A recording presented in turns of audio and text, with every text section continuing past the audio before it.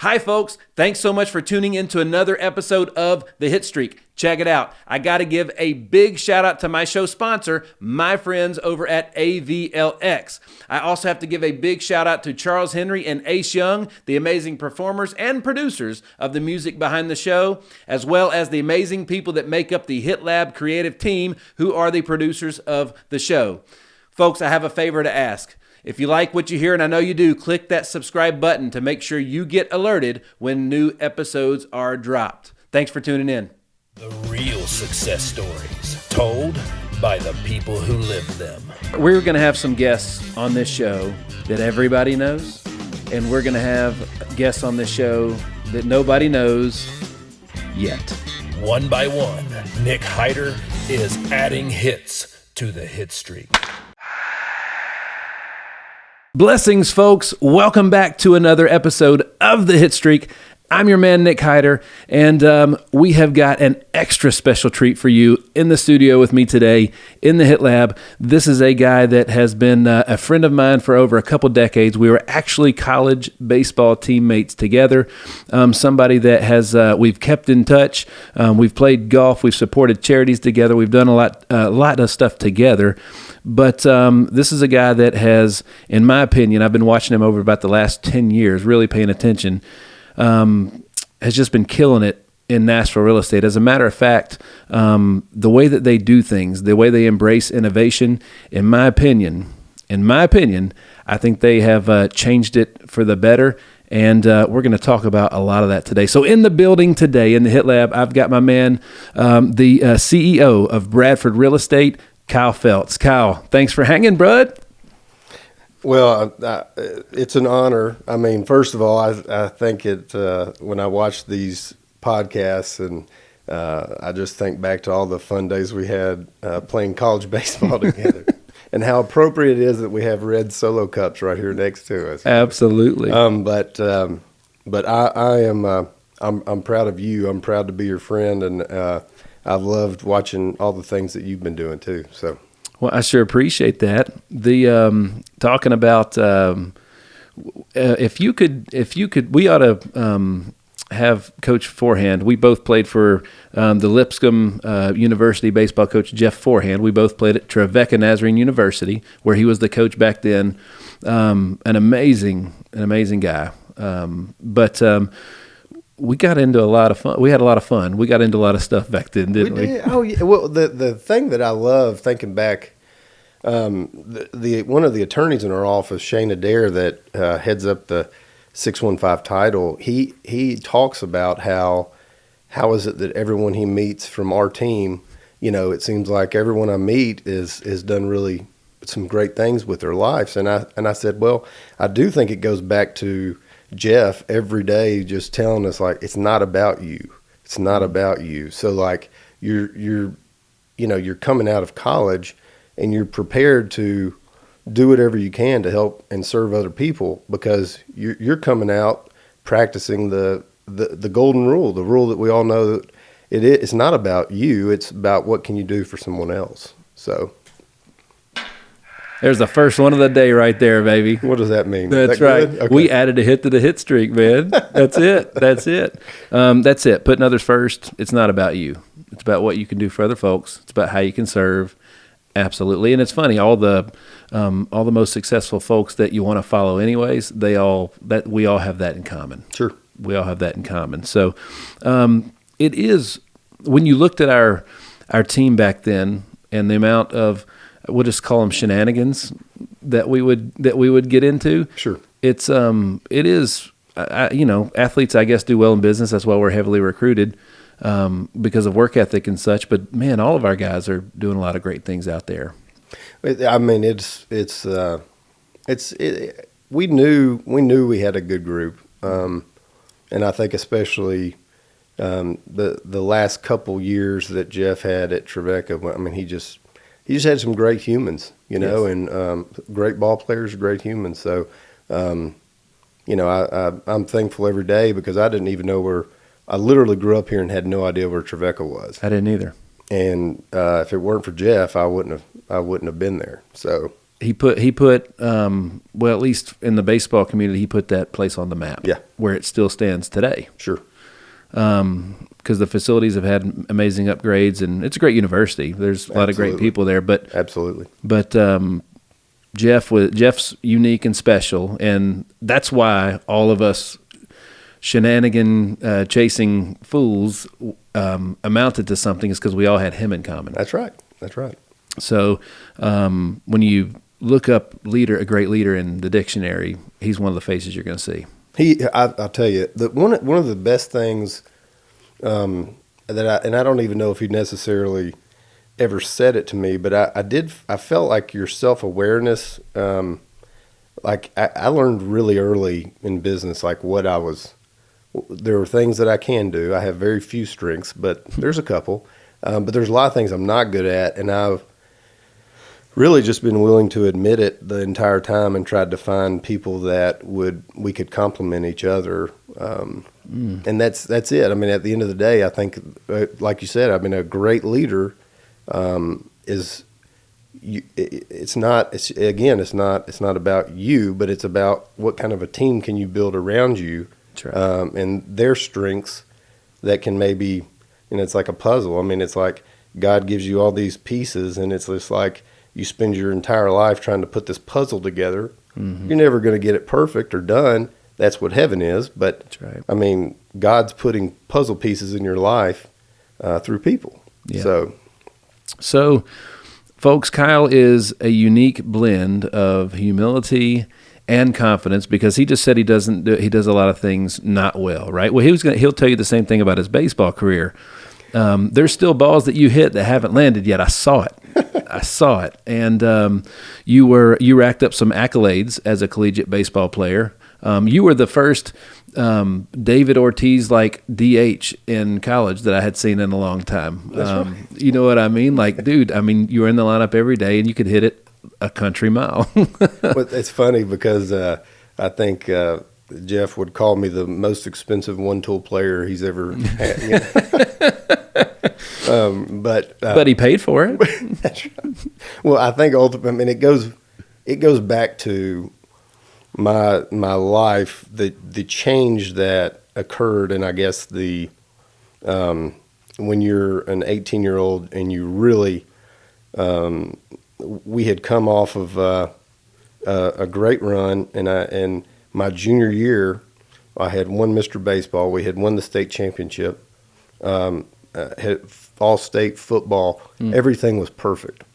And the last preseason game of my senior year, I took a handoff, was making a cut, and just shattered my ankle. Mm-hmm. The ambulance on the field, and I'm telling everybody I'm going to be back in 2 weeks. And it was about 6 surgeries later that I went from a center fielder that had good speed to pretty slow, DH. So that was just like my reality check. That was like just an extremely humbling experience. So, and it changed the course of my life. So absolutely. I met my wife at Trevecca, and it's crazy how that stuff works. So you too, like me, married a supermodel, like way, that's right, way out of our leagues. This is a good salesman. Absolutely. It's a good salesman. That's right. Absolutely. Yeah. Well, we're going to tell the folks. So, guys, if you're listening and you're like, man, I want a beautiful wife, we're going to tell you how to get one. Okay. We're going to talk about a lot of good stuff. Listen to Nick. Don't listen to me. I just got lucky, or I just prayed a lot. I prayed the right prayer and it worked. So that's part of it. Well, you mentioned, so first of all, when you have an injury like that, and you mentioned 6 surgeries later, the average person don't come back from that. Right. So, you when you take that much time off, when you come back, your body's different, everything's different. And it's almost like relearning how to do what you were once great at. That's exactly right. I mean, I remember coming off of cause I even had to, when I was the first Division I signing at Lipscomb University, and that coach at the time was Coach Mel Brown, great guy. but he also thought, I guess in the back of his mind, that this recovery would happen. And would have a center fielder and a closer as a pitcher and a good hitter. And I just never got my speed. I couldn't, it felt like I was running with a flat tire. So you're right. I mean, the first time I saw 90 again off the bump, it felt like it was 200 miles an hour. So, yeah. In business, we're always faced with those type things where you have to reinvent yourself, come back, maybe in a different way, but stronger. Sure. You know what I mean? So, besides being able to perform like you did, you were an amazing teammate. Like, the one thing, has anybody ever said, like, Kyle's just not a nice guy? Like, you know what I mean? Probably my wife, especially at 5:30 in the morning, when she asked me to take out, my 7-year-old daughter, I'll do anything for her. She wanted a puppy. We got one. Mm-hmm. It doesn't feel like a great decision right now. That thing is 10 weeks old, and at 5:30 it goes crazy, but it has to go out. So when she asked me to, hey, go take the puppy out, I don't know that I would call myself the greatest human at that point in time, But the kids love it, so it's worth it. It's Absolutely. worth it. But thank you for saying that. I would say the same about you. I do remember, and Jeff denies this, but he would turn the lights off in the locker room and hit tennis balls with a fungo bat at us.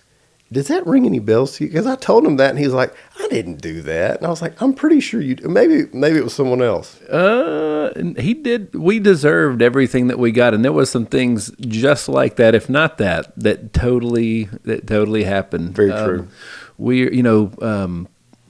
Jordan Baker, is who I'm actually. Him and I are going to hang out in Vegas at the end of the month for a couple of days, which would be fun. Miss him. But you remember how we used to try to. He would come in and try to have the serious talk in the locker room, and so it was like, I'm going to sit there with not an ounce of a thread of clothes on, for him to sit here and talk to us, or somebody would, let out some bodily noises right in the middle of the important part of the speech. Or the craziest thing is, I can remember in practice, when he would be giving the talk, you couldn't laugh. And Jordan, who always had the ski mask on, all you could see was his eyes, and he would just stare at you wide open, and he wouldn't blink. How could you not laugh at that? And he would send us out. He'd be like, "Get out!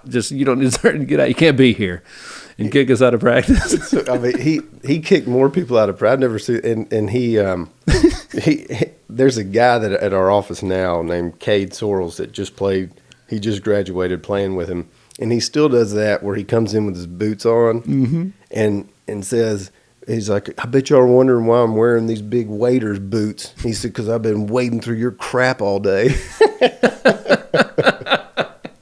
So Cade said he still does that. So we did. We used to do all kinds of stuff to coach, and it was an election year. Was it 2000? I guess it was 2000. But so one night, me and I can't remember who was with me. We went out and got every election sign out of every yard we could find and put them all in his front yard. That's great. There must have been 50 or 60 signs in there. We took the sign. Oh, I can't say that on because I guess it's old enough now. But there used to be maps on Trevecca's property of the campus. We got one out of the ground. It was concreted and everything, and took it and laid it. That was at his house, and that's great. That was just a coach. I'm so sorry. I'm so sorry. If he's watching it, man, we but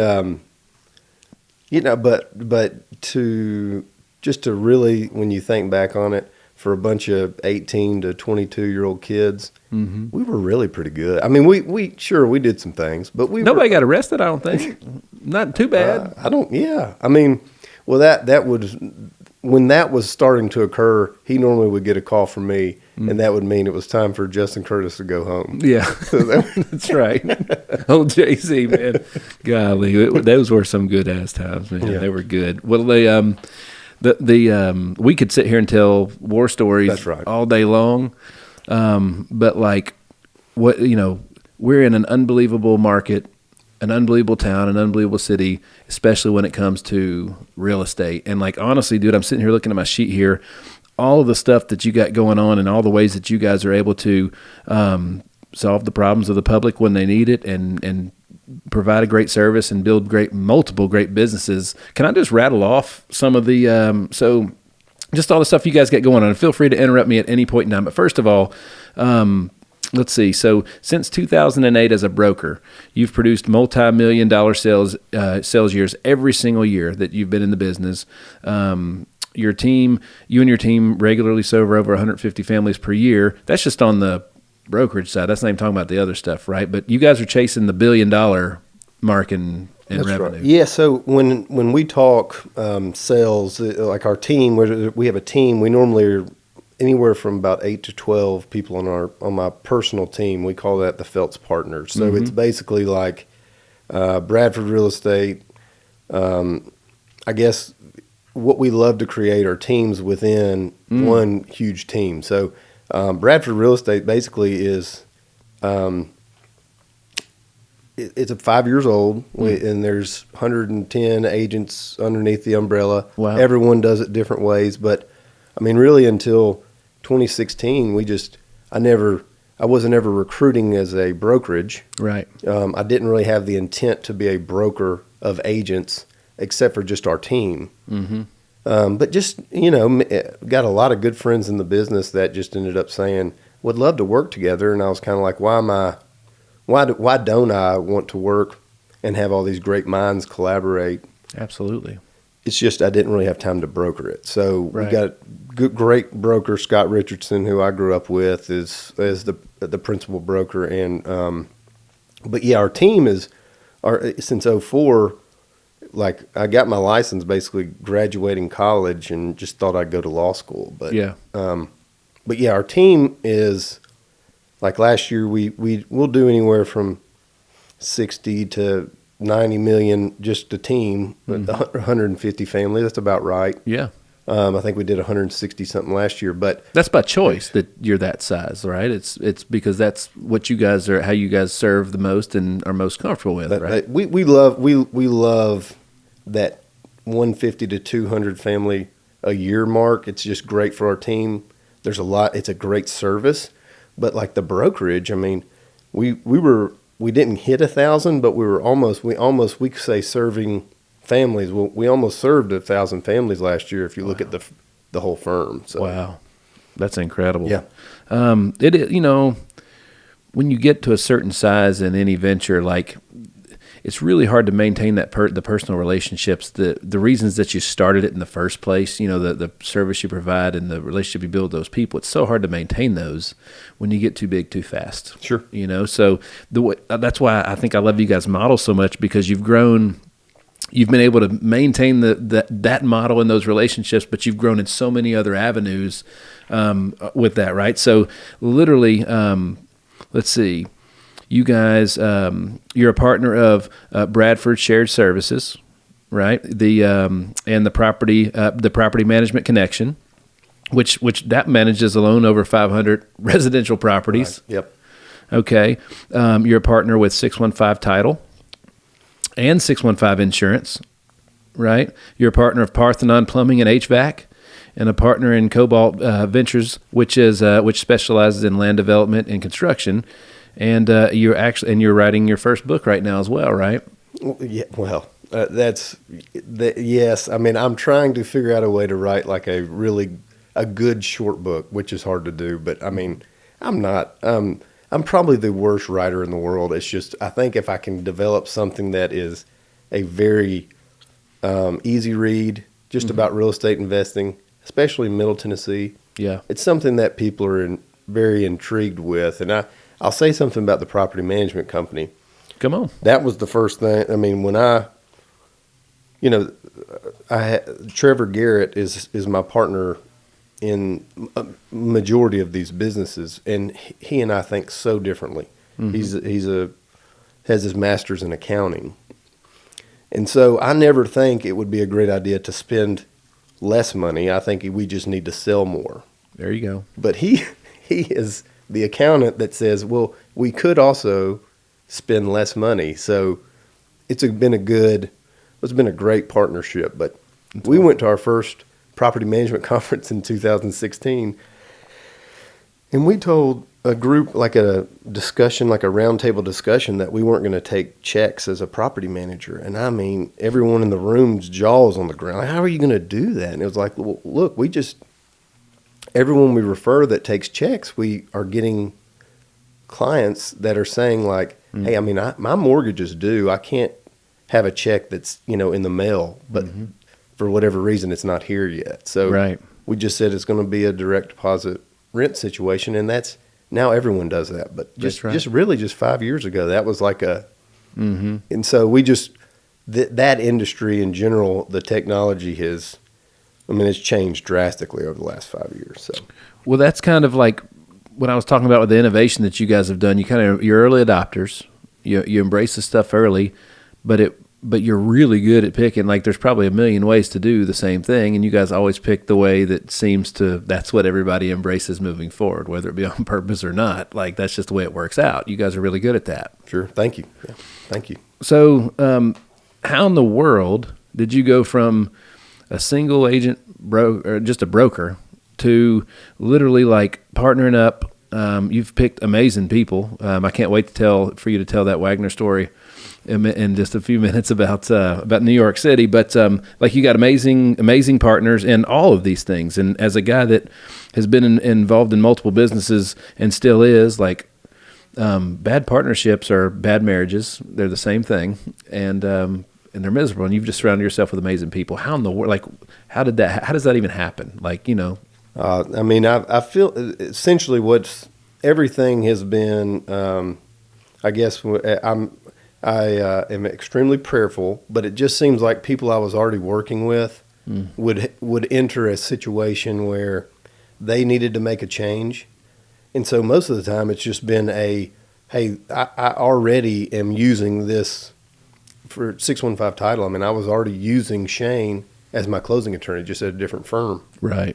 And it had come to, I guess his other partners were about to retire, and he just said, what do you think's the next best move? And we just sat down at lunch and, kind of came up with this idea. So, I mean, it is really, I guess looking back on it, if you are already working with someone, you and Josh, and you can find a way to turn that into a partnership, which you were sending them business anyway. I mean, what a great, that's a perfect situation. That's right. You already have an established relationship with that person.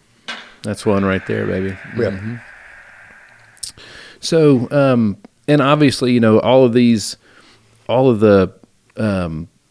companies, all the projects you're involved in, they all are related to one of the other ones, right? So They all they work together, they collaborate together, right? So that was when I said that you guys had you're doing it the right way, like, that's cool. Yeah. Like, that is cool, right? So, and you're doing it in a market where you don't have to. It's Nashville. Yeah. Yeah. Well, and you hit it earlier. I mean, you people want to invest in Middle Tennessee. And so, I guess we could go back to when you said, how do you go from, just like you did, you went as a salesperson, a single salesperson, to now you got this huge team. Mm-hmm. And I guess looking back on it, I could tell very early on that, like, I loved the business and I loved working with people, but I also wanted to, I just didn't really, I wanted to control where the money was spent, which is why ultimately a lot of people do start their own business in general. But like most traditional brokerage, if you're not on a 100% commission split, right, which most are not, so you're giving 20% to your broker. Well, where I started, I loved the place I was at. It was just I wanted to maybe change the way that 20% was spent. So now we're 100% brokerage, because now the agent literally can decide they can charge 10%, they can charge $300, they can charge 6%, they can charge whatever they want to the client. Yeah. Because it's their business. We want them to run their own business, and that's why we say We're the agency for entrepreneurs. So Thank you. That is, like, that's how you actually give people the gift of freedom, is you empower them to do it, right? And the more I spoke to you about the world of real estate, I was amazed at how similar the path was from insurance agent to real estate agent. Sure. And it's, the insurance industry generates more millionaires across the planet than any other industry. I didn't know that. And wow. has for a while. And, because of the amazing model that Troy McQuaig, the CEO of U.S. Health Group, created, in a lot of insurance companies, they'll say the average income is X, but the top is really top heavy, and it's not that many people. Absolutely, it's not like that at U.S. Health. I'm blown away at the amount of success, the amount of lives that have been changed through that opportunity. Right. So, is it like that in real estate? It is. I mean, it's very, you typically are going to see your top, maybe, well, let's see. I would say 5% do probably 80% of the business. The top 5% of agents probably do 80% of the business, something to that effect. And that's not an exact stat. I just, they send out different mailers, stuff like this that has like the top 300 in Middle Tennessee, and it's very much consistently the same 300 people. So I think it's, ultimately, it's probably just like yours. You can give someone, say, hey, I want you to time block what we call the greatness tracker. Y'all have something similar. And it's like, hey, if you'll do this, this works. It's just how many, maybe only 1 or 2 out of 10 will actually do it. So that's the key.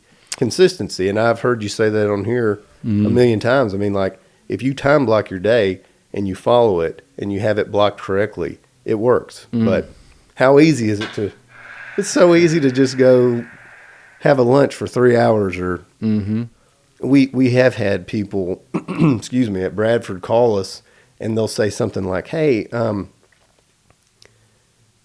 just having a lot of trouble getting going.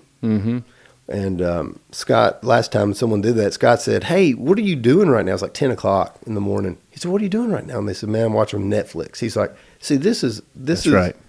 This is it's not, and that's great. If that's what you want to do, great. But just know that, like, the business does not just come. You have to go create it. That's right. I tell a lot of the new insurance agents when they come in. So my story was, went off after school, played a few years in the minor leagues, came back and reinvented myself as in the hospitality industry as a bar and nightclub restaurant owner. And but like I remember, so when I started my insurance company, I'd gone through the process of losing everything, like literally had nothing. And when I started my insurance agency, I started wearing the same navy and black suit that every other insurance agent wore, with the part on one side of your head, and all that stuff. And it was, I realized that I was not standing out by doing that. I had to reinvent myself, and I wanted to start with I wanted to give people the opportunity to accept me as the new me, as the different version. So I gave them a great chance, and I changed the way I looked. The first thing I wanted to change my appearance straight up. So like, if you were a personal trainer wearing sweatpants to the gym every day, like if you want people to take you seriously as a real estate agent or anything else, don't wear sweatpants when you show up, your old uniform, When you, when you said that just made me think about, I should say, just so your audience knows, Nick was one of the first catchers I've ever seen, and you were under 2 every time. That's the number. In our world, the number's 2. So like he from the time it hit his glove, it was at second base, under 2, every time. Every time. Amazing. That's right. Well, thank you. But yeah, I mean, I'm sorry. No worries. Excuse me, but I would say one of the biggest things that what you said right there is, and this would be pre-COVID, but like every day that you. It doesn't have to be a suit. It doesn't have to be it doesn't really even matter. It just needs to be, you need to be put together in the way that you want to be put together that can present professionalism. But that doesn't have to be a suit, but it does mean on the days that you don't feel like putting on whatever you've deemed as professional, you have to do that day. When you don't want to do it, that's the day you have to do it, because that's the day that the random person walks in off the street. That's right. That needs a policy or needs to sell a $3 million house. I mean, that's exactly what happens. So everybody. So we have an innovative way in the insurance industry where we leverage internet leads, people that have asked for help, and as a way to launch an agent's career. Because like the world I came from prior, they were like, prospect where you breathe. I'm like, well, what does that mean? They're like, all your friends and family, let them know what you're doing. I'm like, but they know I don't know what I'm doing. Why would they buy it? You don't buy an insurance policy to help out a buddy. You know what I'm saying? So like they know I'm not good at it yet. So with, talking to strangers, I at least have a chance to a level playing field, sure. Because I don't have the beginner stench reeking all over me. But like everybody that comes in, it's like you're known for what you did yesterday. And quite frankly, if I was in a great place in 2013, I wouldn't have started an insurance agency because I would have just stayed where I was at in a great place. So like everybody knew me. I was reinventing myself, but like people knew me for what I had did last, which was fail. So like I had to change. So I had an identity crisis from day one. And then I had a marketing problem because nobody knew me as an insurance agent. So nobody can buy a policy from an agent they don't know is there.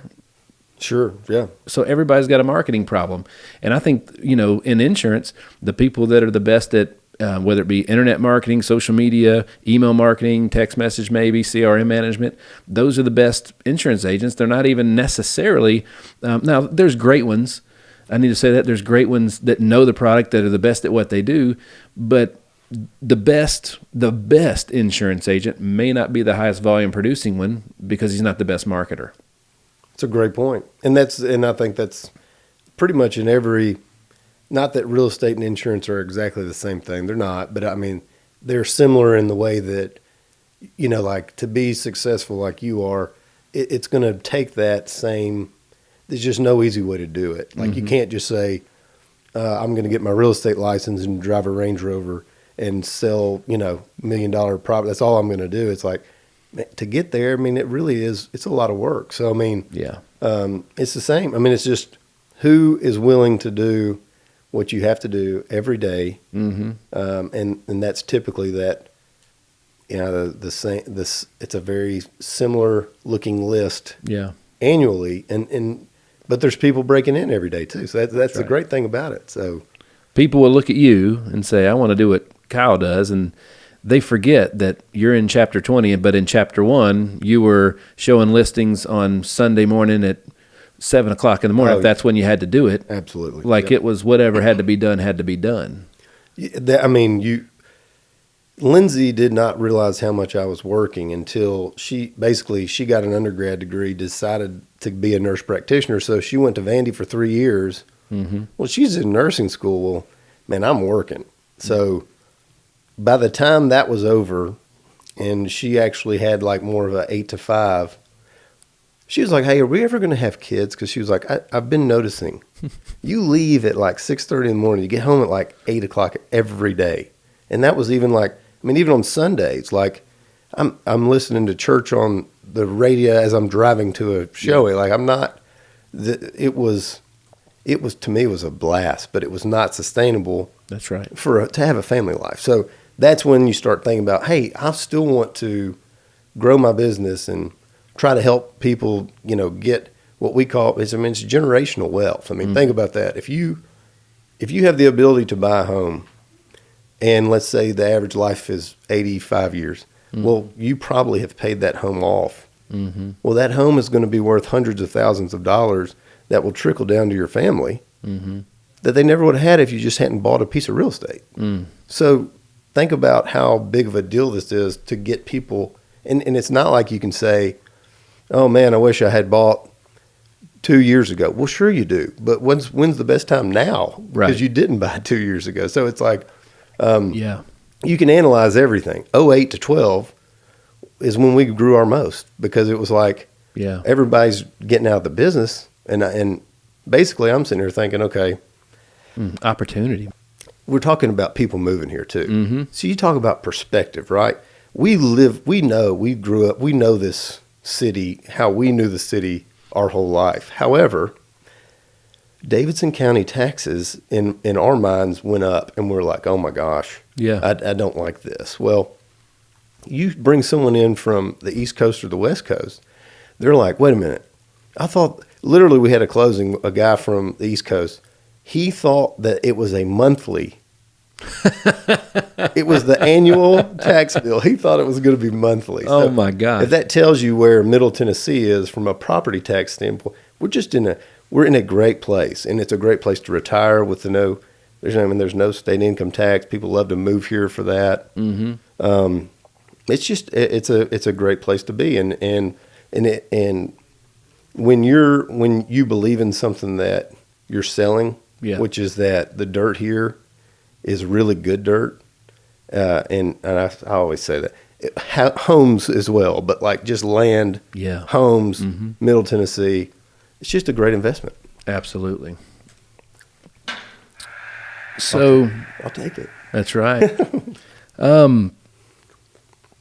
So we were talking about how it's kind of feast or famine for the agents, right? And it's very rare for somebody to come in and just kill it right out the gates, have the feeders, have the networking tools, have the relationships, have the knowledge, if anything, to do it, right? So the saying is everybody in Nashville is a real estate agent. Right.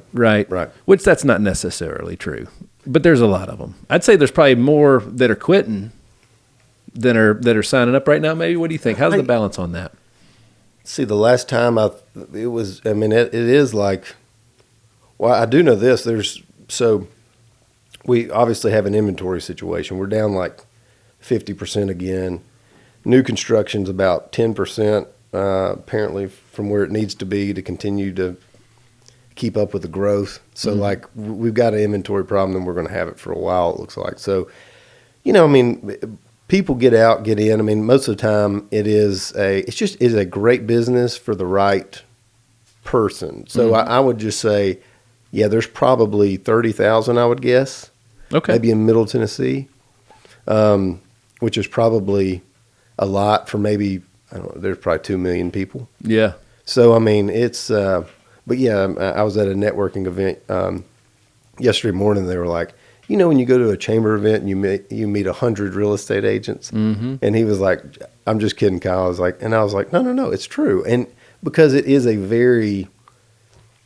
it's a business where there's enough information out there where everyone is an expert. Yeah. So when you go tell them what their home's worth, if you don't have 18 years of experience, it is really hard. If you're brand new and you're like, your home's worth this, and they say, no, look what Zillow says it's worth. And it's like, well, Zillow's not right, but you don't have much experience to back that up. But with the proper data and training, the experience doesn't really have to. It won't matter. It just does. They say fake it till you make it, but you don't have to fake it. The data is there once you are licensed in Tennessee. If you'll take the time to actually research and spend some time, you will provide a great, you can't miss it. This is the real data, whereas Zillow is just coming up with something. Wait, you take an area like Creve Hall, where it's located, in that neighborhood is such a big deal. Yes. Zillow doesn't understand what the difference in this elementary school and this street and all the things. So, it takes time. Oh man. People don't like to spend the time to provide the data that shows the value that you need to show to make people think that you are more knowledgeable than Zillow. So the knowing your numbers, talking about managing your time. Honestly, dude, those two things alone, all great businesses have those things in common, regardless of any size of the business. They know their numbers.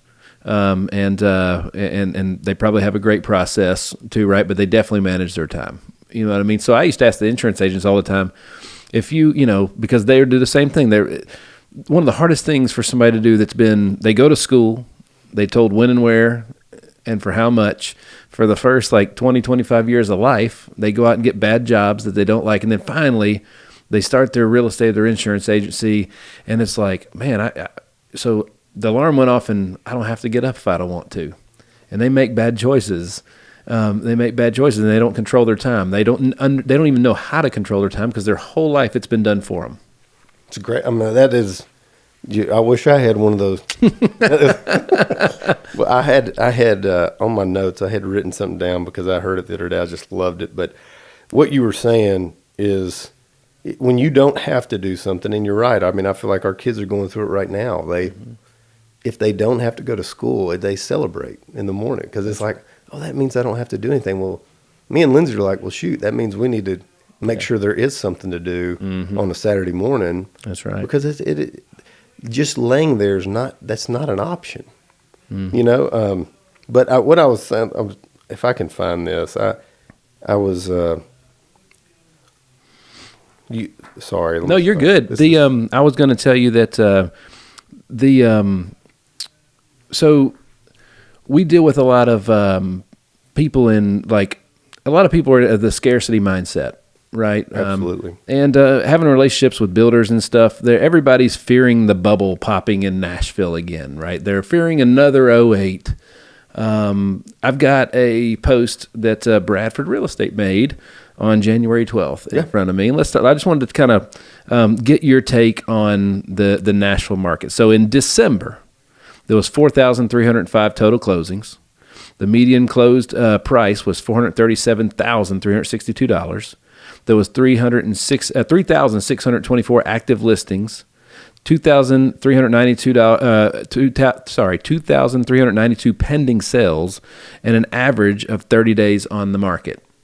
Right. So, like, what is if an amateur is reading that? What does that mean? What does that tell you from Kyle's perspective? Well, I'll tell you this: if and there's a lot of people that weren't, but if you weren't in the business from '08 to 12, it's really hard to understand exactly what was going on. I mean, we were having banks were doing stated income loans.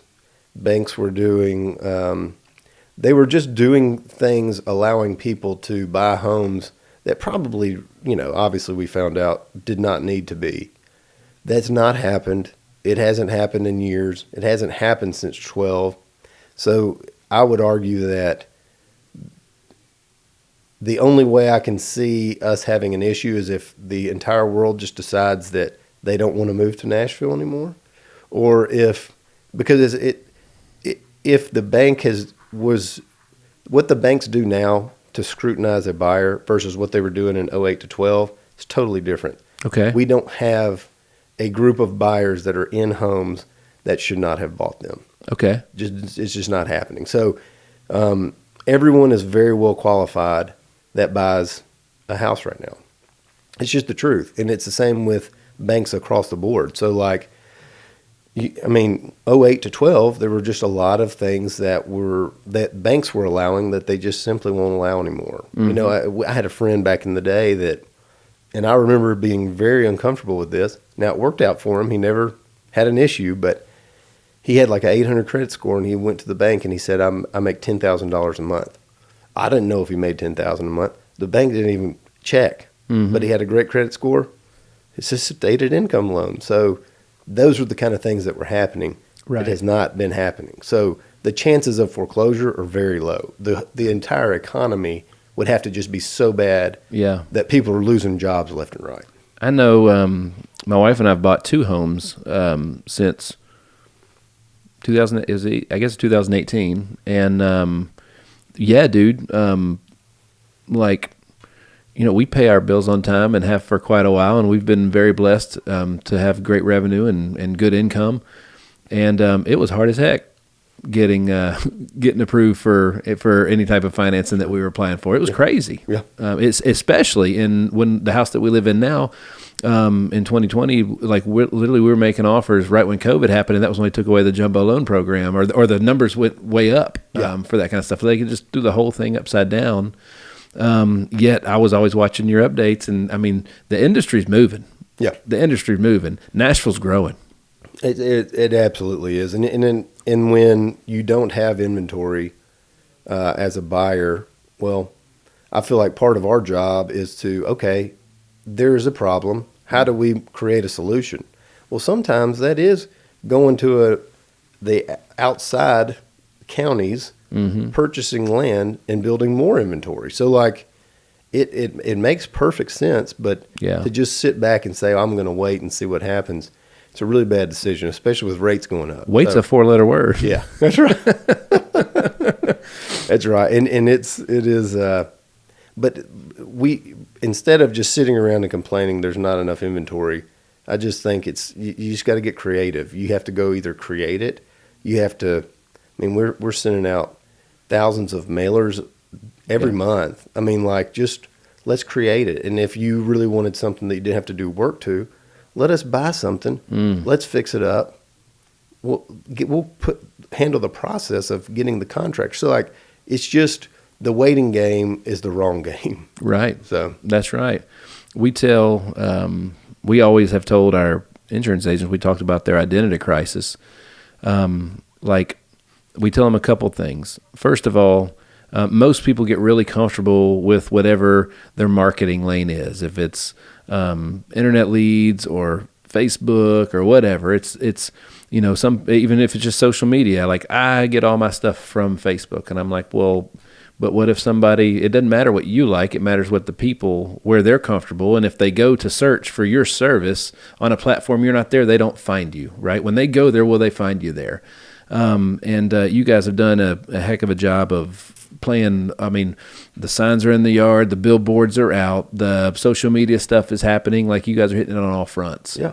Well, thank you. I can tell you from our team, and with a little bit of digging, I could tell you for the firm, but for our team, it has never been more internet driven, probably than within the last 5 years. But even last year, our database generated 84% of our business. So only 16% was internet, sign call, whatever you name it.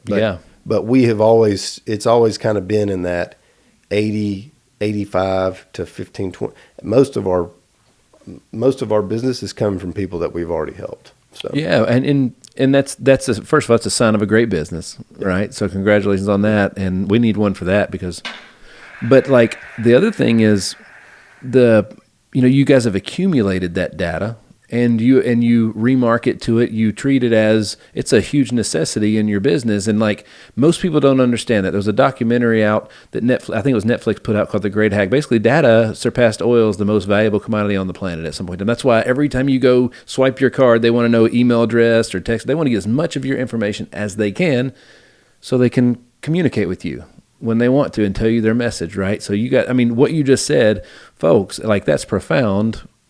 When you generate customers and you accumulate data, put it to work. Absolutely. Yeah. And we just like you said, we do still do all the things. I mean, we're on the socials, obviously, but I still do literally paper mail to my database twice a month. Mm-hmm. That's awesome. Very simple stuff. It's stuff that really should probably just be a Facebook post, but I'll send out an update just from our family. Nothing to do about business, because, to me, I think, why would anybody want to read about our family? We don't sleep. We're trying to have fun, but we got a 7, a 5, and a 2-year-old.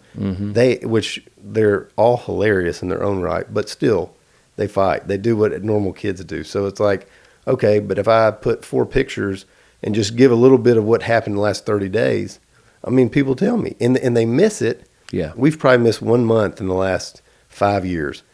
Everyone I saw that month was like, "Dude, where's the letter?" Oh, and even friends that make fun of me for sending it were like, "Yep, what happened to the letter this month?"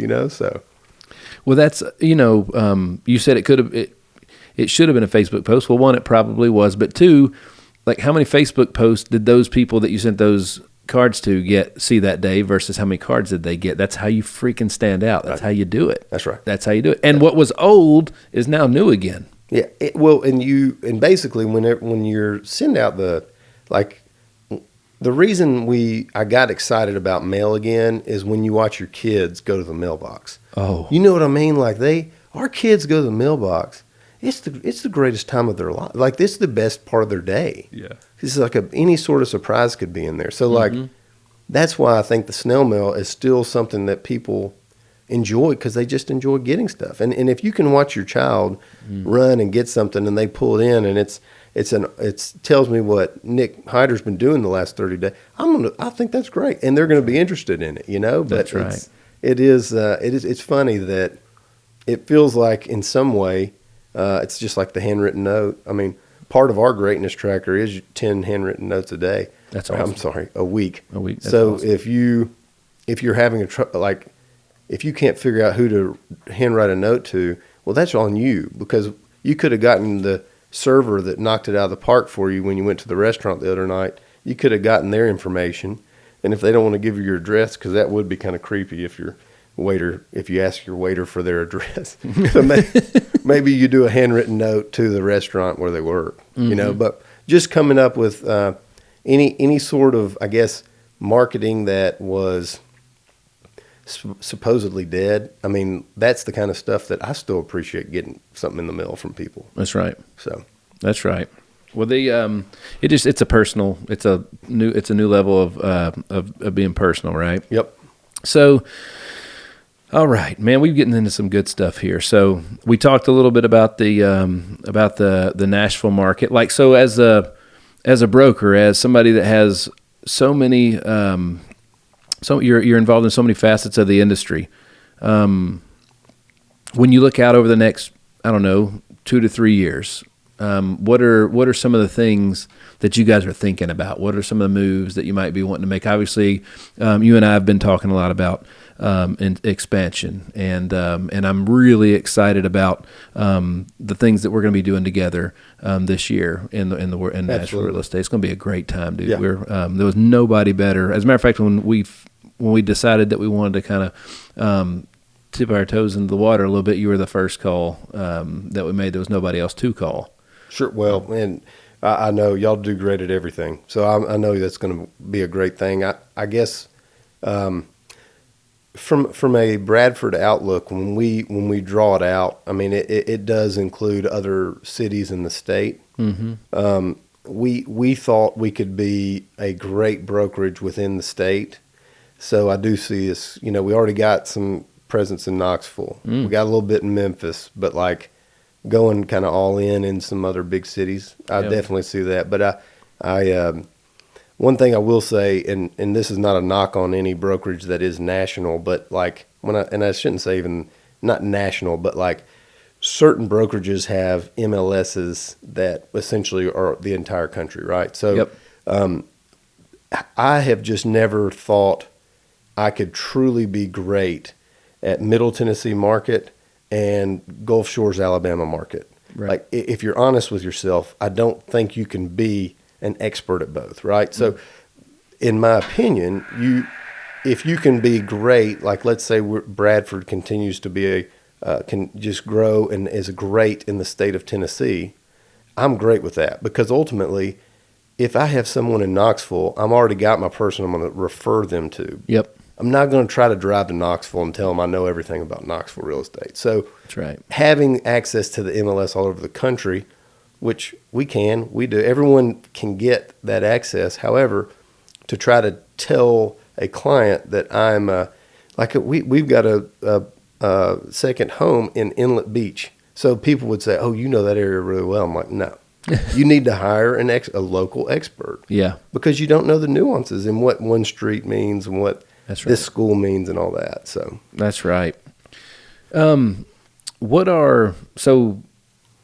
All great businesses usually have certain things in common. The difference between a house and any other building is certain things that qualify it as a house, right? So what are some things that the real estate agents that not necessarily, well, the ones that do come in and that are high volume, but the ones that have real staying power, what are some of the things that stand out to you that they have in common, things that they do on the day-to-day, or, I think the consistency is it. I mean, that is really it. So if you look at people that have been at it for 20 years, it's if you don't go the team route in this business, then it is very taxing on your family. It's taxing on everything because so much activity happens on the night and the weekend, right? So I would just say what I see is a consistent level of service to the client. And when I say that, like I think the hardest part about this business is that doesn't get a day off. Mm-hmm.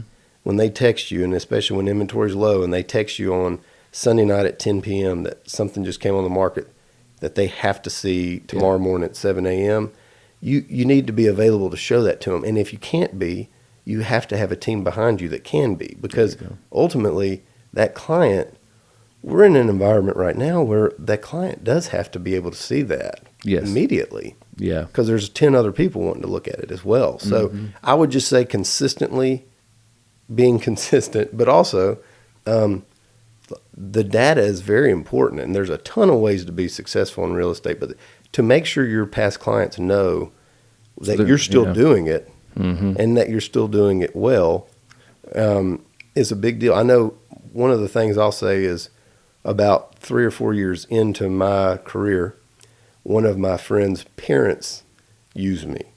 And buddy, that's when I thought I had made it. Because my friends, I thought, well, they're using me just to be nice. Sure. Probably. But as I started getting some traction and their parents started using me, I was like, man, I think I've made it. Like, I think this has worked out. So, but yeah, I mean, I got to say, going into a career that's commission only, right out of college when you were planning on going to law school, and your dad is an engineer and your mom's a teacher, they thought that, that was pretty risky. Yeah. But anyway, so it worked out. And that's right. They're I mean, obviously great people, love them to death, but like they still like will come over to the Bradford office. They're like, man, this is so cool. Yeah. And I'm like, thank y'all for thinking that, because I think that. So that's right. Yeah. It is. It is cool when, but we come from two different generations. And I can remember, when I started my insurance agency and I was at total rock bottom, my parents were obviously, they always said chase your dreams and stuff, but I also had a young child at home and a girl I couldn't afford to marry. And, they were to the point like, dude, you need to just go get something where you can just provide, man, and like let all that other stuff go. And, when I had to borrow the money to get my insurance to take the test because I didn't have it. It was kind of like, this is the last time. Don't come back and ask for any more. Sure. And maybe that was the kick that I needed, because that was the last time. And since then, we've been able to do a lot for a lot of people, and it's been pretty cool. I mean, all of the success that my wife and I really have and are known for today, outside of the previous lives we had, like it's happened all in like 6 years. Yeah. Yeah. I mean, like just pedal to the metal on the floor, and we didn't let up, and we went. Well, it's great. And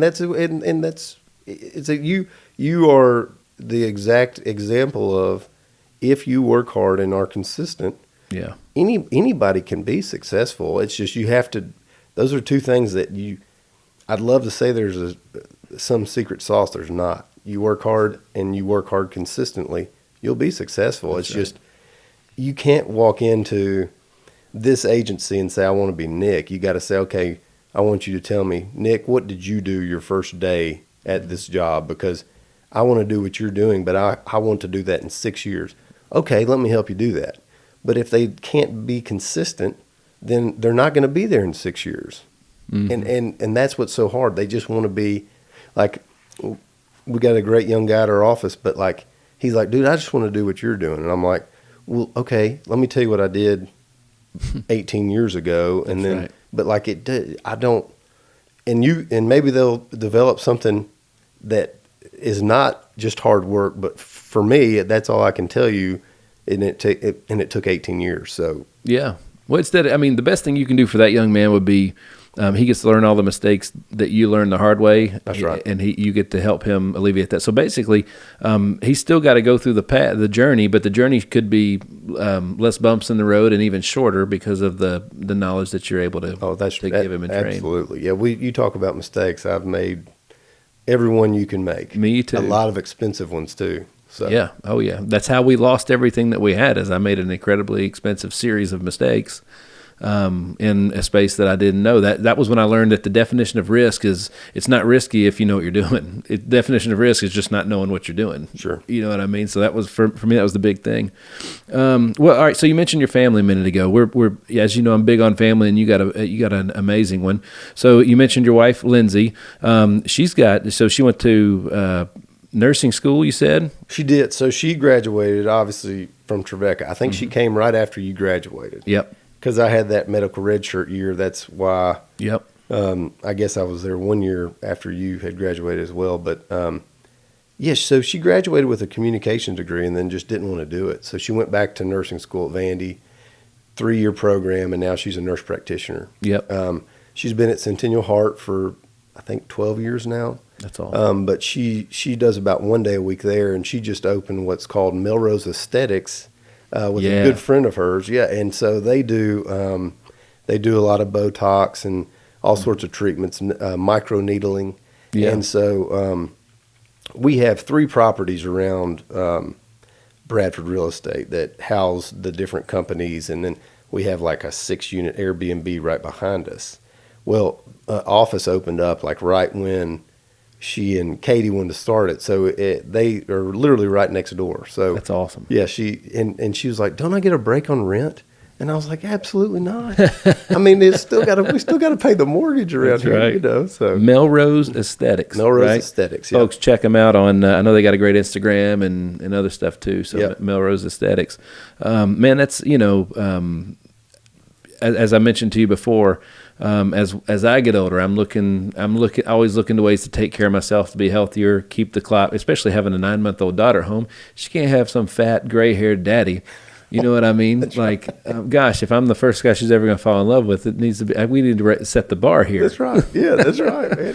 Hey, you're going to be just fine there. I can't do anything about the gray. Well, I guess I could, but I have not done anything about the gray. But yeah, staying in shape and like just being around these kids. So I had shoulder surgery about 7 or 8 weeks ago now, and just doing that the therapy. Like, man, I thought I was doing great. Yeah. And I get around these 21-year-olds, and they're like 3 weeks ahead of me in progress. So I mean, staying healthy, staying active, you got to do it. I mean, it's but yeah, I get circles run around. I mean, they're 21 and they're just, I think I'm in great shape until I hang out with them. How good can you be in the professional world if your personal world is if you're not healthy, man? Like, there's a reason they tell you got to put on the oxygen mask first on the airplane before you put somebody else's on, because you can't do it if you can't breathe, right? So it's hard to serve others if you can't. I mean, we were always told put everybody else first. That's true,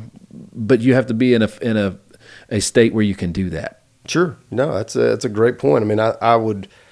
We talk about a lot that we were talking. It's not about you and all these things, and that is so true. I mean, but ultimately, it does get to it can, if you don't take a little time to even just rest. Like I'm not good at that, but if I ever do have a day that I'm not super active and do just chill out and rest a little bit, there's a benefit to that. Sure, it's hard to feel the benefit when it's happening, but yeah, it's absolutely true. This has nothing to do. The message I'm about to say, the story I'm going to tell, has nothing to do. It's literally about a semi truck, right? Which has nothing to do with what we're talking about. But I don't remember where I heard it. It was on the other day, but I guess it was a rags to riches story from a trucker who started out. He was talking about his first truck.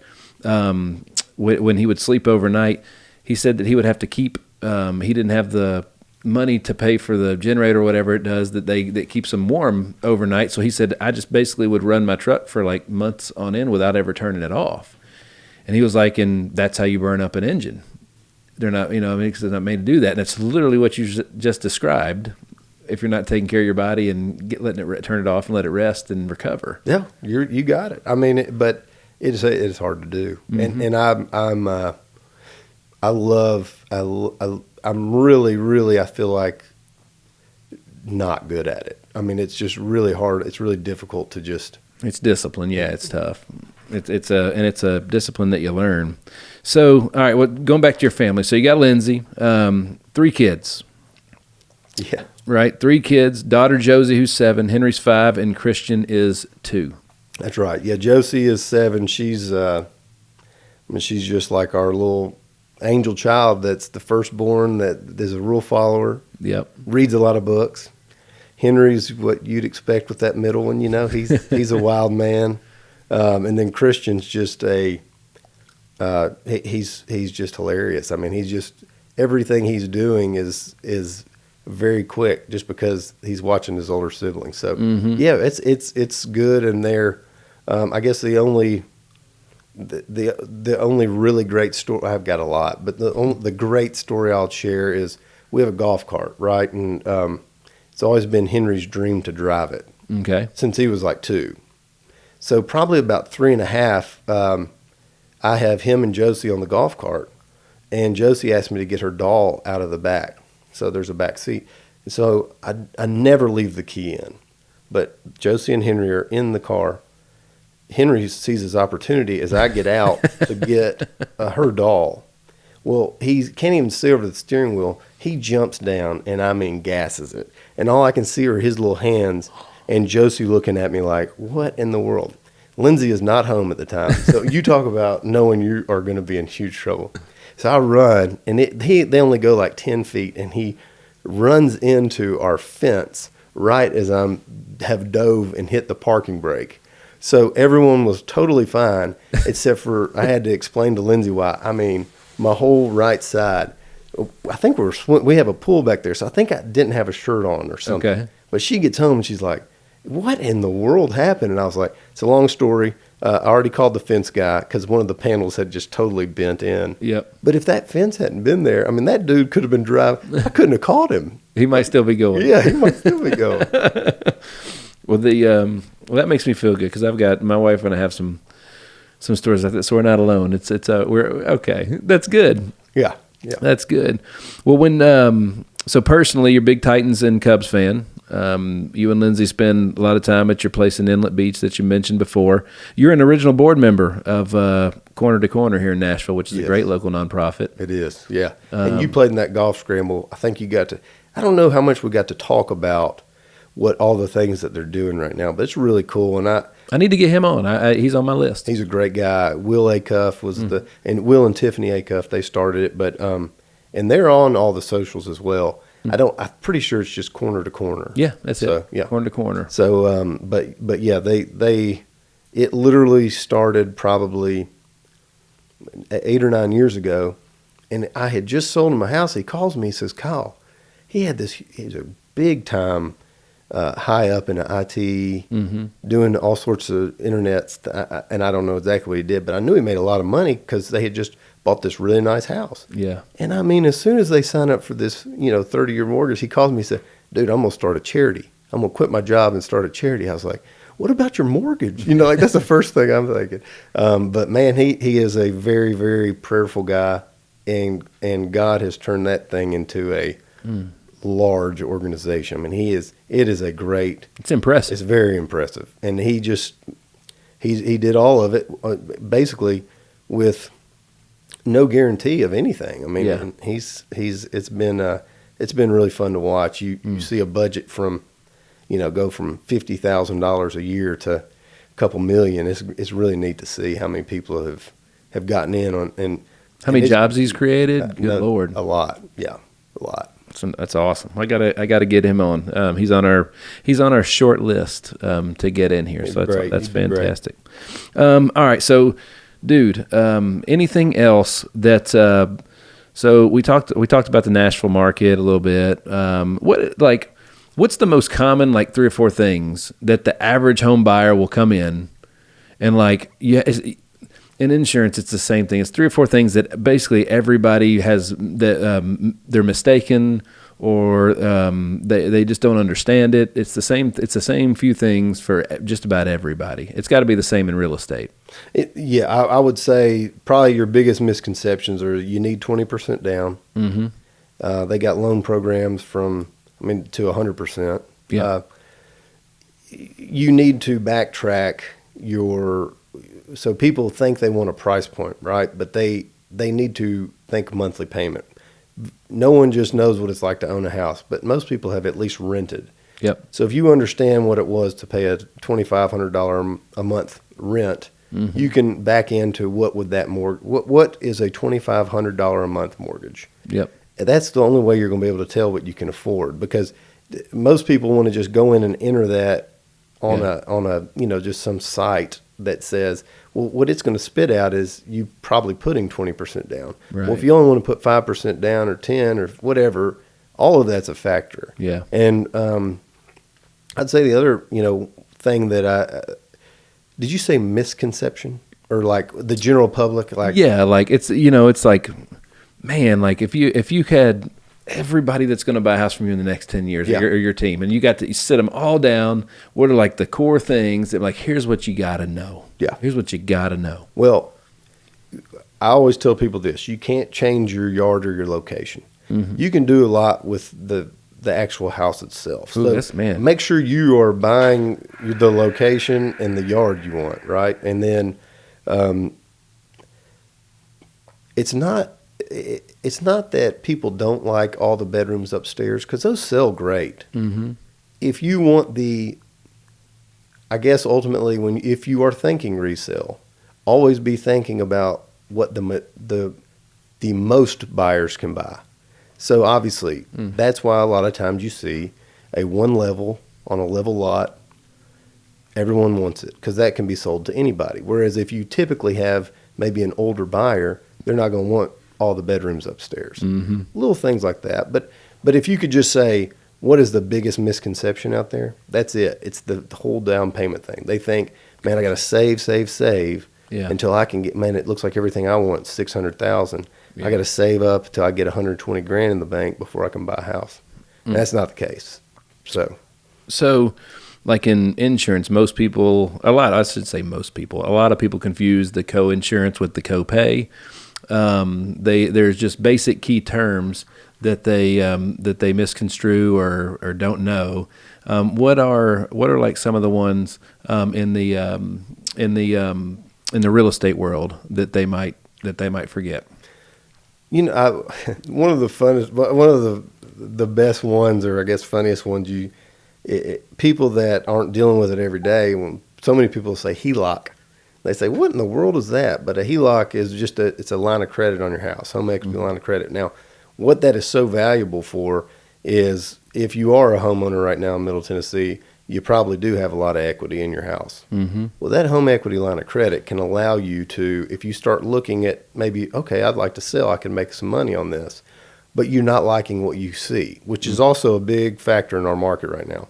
We have very little inventory because people want to move, but when they see what they can get for their house, they get really excited. But then when they see what they have to go spend to buy the next house, they don't get as excited. That's right. So basically, that's one of those things that people are using right now to add on to their house, to renovate the house, and then they can stay in the current house that they're in. Okay. So but that's just a term that gets, I feel like, thrown out all the time. People are like, what are you talking about? HELOC. Yeah. I mean, 3 or 4 years ago, I started hearing it all the time. Well, and one of the terms you always hear in our world, it's similar to what an appraiser does, but it's just a CMA, which is you're doing a comparative market analysis. You're just comparing everything that's sold. So we have data through the tax records and through the MLS that Zillow is not guessing, because it is public record, but you can't ever compare a zip code with, that's what they are typically using, right? So the value is different in the exact same zip code for elementary school A versus elementary school B, right? Or high school A, and it's because one is whatever. Yep. And so I think that's one of those things that, real estate agents, obviously there's pressure in our industry, just like every industry, like, oh my gosh, are we going to get taken over by robots? Yeah. That's the one thing that I never can see totally destroying what we know today as the real estate business, is that, and if you don't have a human that is boots on the ground that knows what it means to be in this position versus this position, you as a consumer are never going to be truly taken care of, because Zillow's just thinking it's all the same thing. Well, I know that this is going to sell for 12% more than this. I need my buyer to pay a little bit more to get a better return, because I've seen what's happened historically. So that is I guess, something to feel good about as far as like a job security thing. But don't get me wrong. I mean, there's pressure on the real estate industry, just like health insurance, just like insurance and all the things. I mean, tech wants to figure out a way to be a part of, absolutely, all commission businesses. Yep. So, well, I went to school for a long time, and racked up a pretty good bill too for part of it. Yeah. And as a mid-20-year-old, if I had the funds to buy a house, I would have had zero clue and idea what I was doing. I had, like in most things, when you do them the first time, there's a lot of mistakes made. You need like somebody that you can trust to help you minimize those. The collateral damage can be big, but like, gosh, there's just, I don't know. We used to, when I first learned what I know about health insurance, I thought, they should teach this in school, man. Like this is a valuable life skill that you need to have. And I feel the same way about real estate because like, Kyle, I didn't buy my first house. I was in my 30s when I bought my first house. Okay. So, like in my 30s, it kind of pissed me off that I didn't know what I was doing. And I blame myself for not seeking the knowledge earlier, Where are some places, like if people wanted to just so obviously when a customer calls me about something and they know a lot about it and they're correct in what they know, they've done the research, they're knowledgeable about it. I'm like, this is a great client because they're easy to work with. They speak my language. Like we're talking some advanced level stuff. It's awesome. Where are some places that, like, if you wanted to learn about real estate, especially in Nashville, that they could go, just some helpful hints and tools, so that way when they are ready to buy and they call you, they would be more educated. Sure. One thing I would say is don't rely on Zillow. Go ahead and it's public what our MLS is, and it's just realtracks.com. You can go on there and actually see what's happening in the market, and not more of a blanket, like I guess what Zillow is and really good at, which is being everyone's favorite search tool, right? But like it's like Wikipedia almost. You can edit it though. You don't know if it's true or not. Well, that's true too. But yeah, realtracks.com has a ton of information on it. GNR, which is just the realtor organization, Greater Nashville Realtors, they've got all the market stats, like if you just want to know what's happening. But the best advice that I give to young people is, as soon as you can get a loan, which is typically, if you have a W-2 job, relatively quickly. Yeah. If you're 1099, some banks will do a year, most do 2. Most everyone will do 2 after 2 years of 1099. But right. Like Cade on our team, one of the things that we helped coach him with was, all right, let's do these first 2 years. Well, now Cade bought a home, has 2 roommates, and doesn't pay a mortgage because they rent from him. Yeah. Which is exactly what I did when I was 25 years old. I bought a 4-bedroom house. Yeah. That back then, luckily they were giving loans to people like me because they shouldn't have, but they did. But I had 3 roommates that paid the mortgage. So that one house right there, essentially, I never paid a mortgage on it because I always had either roommates, or when Lindsay and I got married, it would turn into a rental property. That's right. So if you're young and buying a house is scary for you, I'd tell them just give us a call. It's one of those things that we love to help with. We love helping first time buyers, and once they start seeing what's out there and what rental rates are, and that rental rates have gone up 17% in the last year, but housing prices have too. Yeah. However, when you lock in a mortgage, that mortgage is locked in for 30 years. You don't have a landlord calling and saying, hey, I'm taking it up another 10%. Right.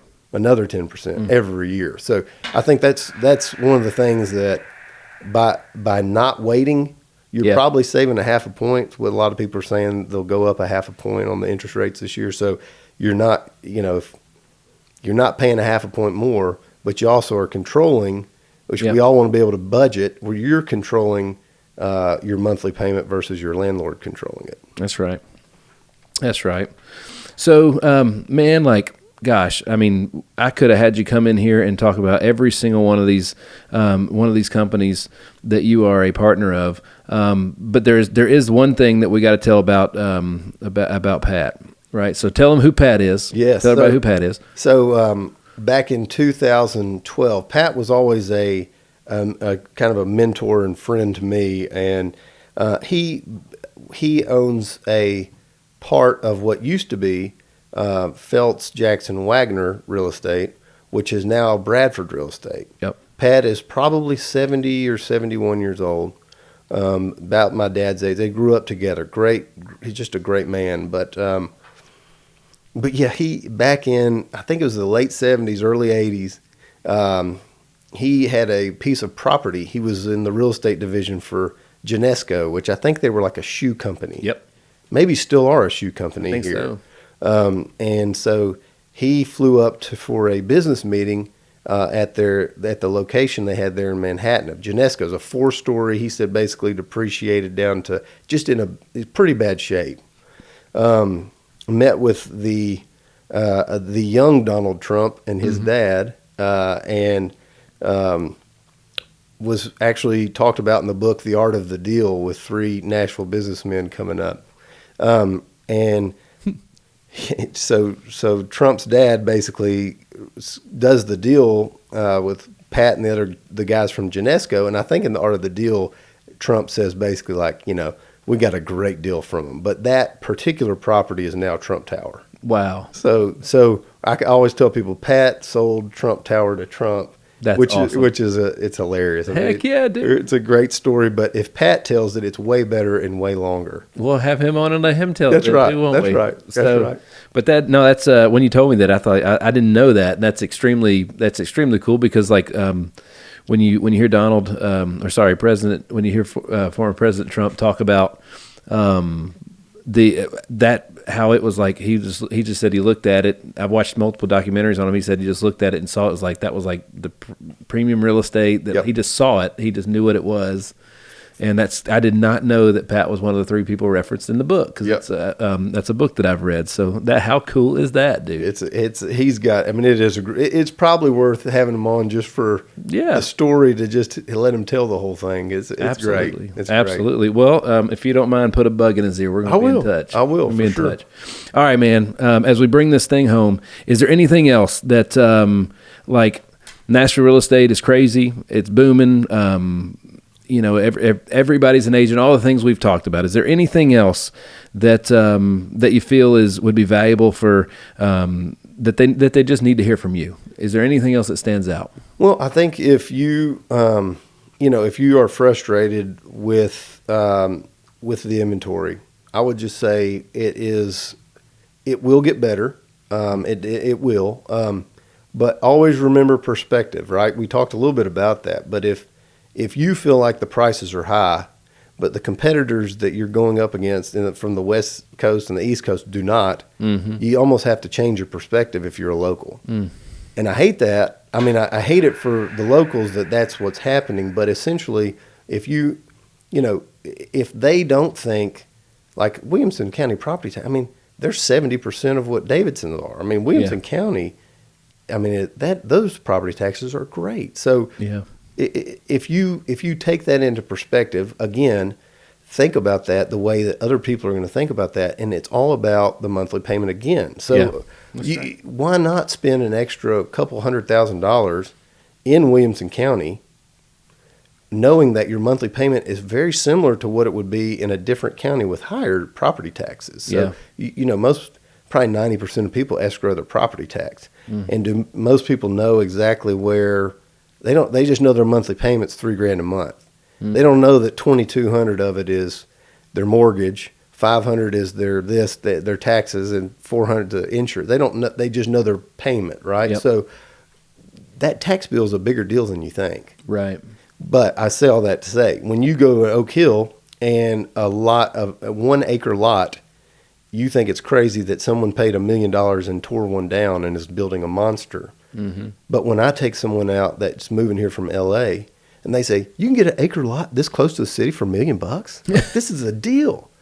Whereas someone just bought that house literally 10 years ago for $350, and now they're selling just the dirt for $1 million. So it is all about perspective. So if you are looking for a home and you're getting a little bit frustrated, just try to step back and just say, okay, the people that I'm competing against have a totally different perspective. So I do need to change my perspective if I do want to be successful when I make an offer in a competitive market. So, and know who your representation is, know what they know, and develop a good relationship with them. Because at the end of the day, most of the time we end up panicking for no reason when your agent's like, hey man, it's I got it. Yeah, I'm on this. Right. I'm on this. And that's so. We talked a little bit about experience. It is a time right now that, it does really help to have an experienced agent. Not saying new agents can't be great, because they can learn the tricks of the trade as well. But especially if they have a good broker. Well, that's right. Yeah. But essentially, you have to know how to be noticed. We had a house last weekend. We got 15 offers on it. It almost gets to the point to where the listing agent, we're building spreadsheets just to show the owner which one that they should take. But all of it gets confused. So how do you stand out when you're up against 14 other people? That's right. That's where the agent needs to help you. That's right. Yeah. I love it. So for the folks that want to catch up with you on social, your personal, is that Kyle? Your Instagram's Kyle Felts 23. Your Twitter, Felts Partners. Facebook's Bradford Real Estate, but Bradford Nashville also has a great Instagram, as well as Felts Partners. Yeah, absolutely. Yeah, we I personally am not as active on there as I should be, but there's good activity. All of our listings are going on there, and our marketing department does a great job. So I think ultimately the fact that I fail at it regularly, luckily we have a marketing department that does all of them except for my personal ones. So. Yeah, well, you can't do everything. You can't do it all. You have to learn how to hire out and vet out responsibility and stuff, and that was what we talked about a lot in the beginning. You've done a great job with that. So, well, thank you. I literally, this was what I was looking for earlier, and I just wanted to bring it. Well, there was a gentleman that, and I had several notes on here that I won't get to. Maybe we'll do this again. If I did good enough, maybe I'll get invited back. Absolutely. So, Ty Osmond, who passed away a couple years ago, he started Solomon Builders, if you've ever heard of them. Okay. I was at lunch with the guy the other day, and I just thought this was so great. But he said he had told this guy this before he had passed away, but he said, in your life is all about giving. And he used life to say, you give of your labor, you give of your influence, you give of your finances, and you give of your expertise. Mm. And I just thought that was so good. And the fact that he's passed on now, I feel like we just got to keep sharing that, because I just think he was such a special guy to so many people. You could tell that this guy, even just telling me that one little comment, he was teary-eyed. So I thought it's a very, very, it's very easy. I love talking about business, but when me and you get together, a lot of times we're talking more like life, like being a dad is hard. That's right. Being a husband's hard, but you just got to keep going. That's right. That's all you can do. That's right. Well, dude, seriously, serial entrepreneur, if there ever was one. How many companies is it now? It's over 10. We know it's over 10. Over 10. I know it's over 10 companies, and you're still maintaining the work-life balance at home. It's something that you focus on. It's so important. That's why you do all the 10. That's why you do the 10 plus companies. It's for the family, right? Sure. I think our work-life balance has gotten continually better. Mm. I don't know. I think Lindsay would agree. But it's you just have to keep working at it. I mean, if we don't put a date night on our calendar, That's right. We don't have a date night. That's which right. Which is just crazy to think that that's the point of life where you're at. But Same. But the date nights are important because you do end up being like, just ships in the night trying to get the kids to where they got to go and all the things. So yeah. But I think we do pretty good, and the only way you can do that is to have great leadership in anything you want to do. I mean, basically, I'll tell you, this is a great advice we got when we started a property management company. They said there's two factors in a property management company. You either have to be a really great owner operator that pays themselves like an owner operator, or you have to be out. As the owners, you have to have a leadership team that you're out. So Trevor and I chose that one. And so now what we have is a great general manager and a great operations manager, and they do a phenomenal job. That's and awesome. So if you ever want to sell or scale any business, I mean, it's pretty obvious, just like you're saying earlier, I mean, y'all can't do it by yourself, but with a great leader in place, Man. you can scale it. That's right. And so when you say, can you have a work-life balance and have multiple businesses? Well, you do it. And we're just doing the same thing. When you have great people in place, absolutely. Absolutely. I hope everybody goes and starts 100 businesses. That's right. Because if they do it the right way, they can do it. That's exactly right. You can do it. Yeah. That's right. That's another huge thing I would say is that when people get into real estate, I do think that there's too many of them that you're going to hear no a lot, right, at the beginning. But if you know and you believe in yourself, That's right. and you keep going, you can do it. Yeah. Anyone can do it, but you have to be consistent. And there's just I would just say consistency and hard work. But at the end of the day, most people fail. It's like 90% of the people that get their license are out within the first year. That's crazy. But in Nashville. I think that's a national average. National average, okay. Yeah, I don't know about Nashville. I mean, it's probably 70% in Nashville or something. Right. It's, you know what I'm saying? Just because most people get into real estate because they think it's a get-rich-quick thing. Right. It's not, and it's easy, and it's not. Well, what's the one of the ladies on Shark Tank? That's the real estate lady, Barbara. Mm-hmm. So that was what she basically always has said, which is the people that make it in real estate are the ones that basically are the fastest to get over the fact that they just heard no. Yep. You just have to get over it, and that's any sales job. So it's any job, period, that's going to have, because like even a marketing company have a sales department. Like you have to go out there and if you don't have haters, you're not big enough. If you're not getting told no, you're not asking enough. You're not asking for enough deals. You're not asking for enough sales. Nobody's undefeated. That's why we love baseball. That's right. Somebody's going to get paid $30 million next year to get out 65% of the time. Right. That's right. You're exactly right. So it's unbelievable. Well, look, if you the people that want to get in real estate to make that money real fast, don't call Kyle. but the ones that want to build a foundation to have an amazing business that can change your life and the next lives in your family, then those are the ones that need to call you if they want to get in the real estate game, don't they? Absolutely. We I don't know. I'm just a huge fan. If you get into any of these sales businesses, commission only, you have a belief in yourself, right? So you already have the entrepreneur spirit. Yeah. You just need a little guidance. So that's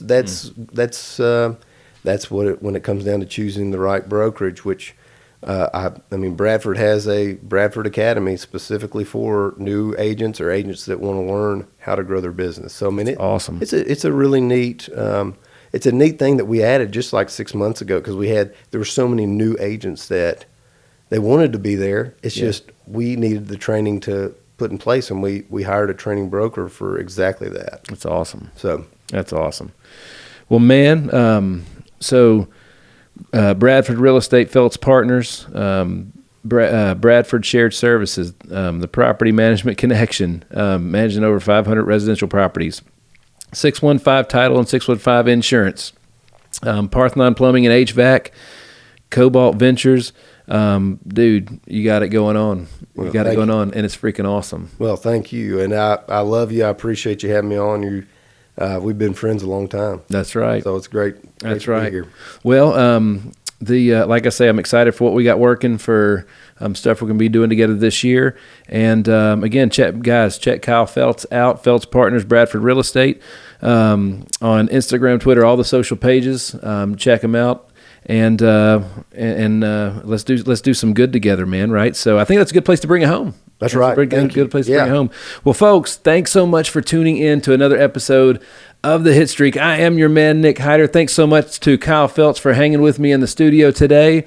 It is still the beginning of 2022, man. So hit those goals, aim high, dream big, and Happy New Year, folks. Thanks again so much for tuning in. God bless.